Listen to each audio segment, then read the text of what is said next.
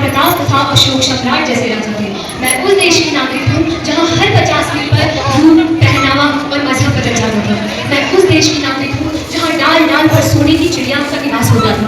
मैं उस देश की नागरिक हूँ जहाँ हर दूसरे दिन, हर त्योहार के दिन सब साथ मिलकर एक साथ हर त्योहार को मनाते थे। सुप्रभात, मेरा नाम दिशा मिश्र है और मैं कक्षा 10वीं की छात्रा हूँ। इसके दिन संपूर्ण देश 15 अगस्त के रंग में रंग चुका होगा, तो मुझे अपने विचार आप सभी के सामने रखने का मौका मिला है।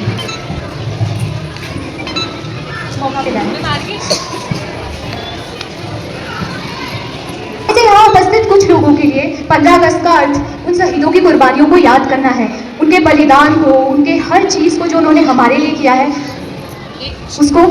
उसको याद करना है। परंतु आप ही में से कुछ लोगों के लिए इसका अर्थ अपने नए फोन से एक फोटो लेकर झंडे के साथ ये लिखना है और दुनिया को ये दिखाना है कि आप आज़ादी के बारे में क्या समझते हैं। पर क्या आप आज़ादी का असली अर्थ समझते हैं? अरे महात्मा गांधी से पूछो कि आज़ादी क्या है, तो हम बच्चों का स्वतंत्र रूप से पढ़ पाना आज़ादी है। अगर भगत सिंह से पूछो कि आज़ादी क्या है, तो आज हर जुलूस में इंकलाब जिंदाबाद का नारा सुन पाना आज़ादी है। अगर आज़ादी का अर्थ महाराणा प्रताप से पूछो तो हमारी धर्म, हमारी परंपरा को अपना पाना आज़ादी है। अगर आज़ादी का अर्थ रानी लक्ष्मीबाई से पूछो तो झांसी पर भारत का झंडा लहराता हुआ देख पाना आज़ादी है। पर क्या हम आज़ाद हैं?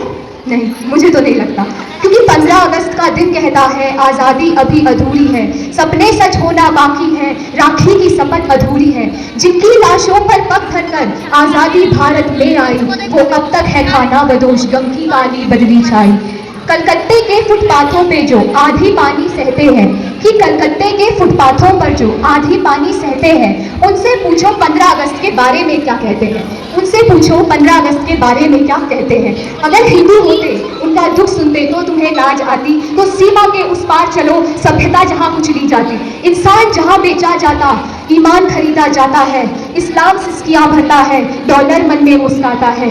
पख्तूनों पर गिरगिट पर है गमगीन गुलामी का साया, कांची, ढाका और लाहौर पर है आज़ादी का काला साया। इसीलिए तो कहती हूँ आज़ादी अभी अधूरी है, कैसे उल्लास मनाऊं मैं, थोड़े दिन की मजबूरी है। क्या हम भूल गए कि जिस आज़ादी को हम आज जी रहे हैं, जो मैं आपके सामने भाषण दे रही हूँ, वो सिर्फ हमें मुफ्त में नहीं मिला, उसके लिए लाखों करोड़ों जाने गई हैं, उसके लिए उन माओं के आंसू गए हैं जिन्होंने अपने बेटों को सेना में भर्ती किया, उन हजारों बच्चों की भूख है जिन्होंने अपने पिता को आज़ादी के लिए कुर्बान होते हुए देखा।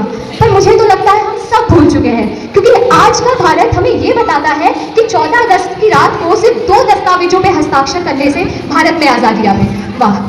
अरे आज़ादी की भूल गए तुम? भगत सिंह ने सिर्फ 23 साल की उम्र में फांसी के फंदे।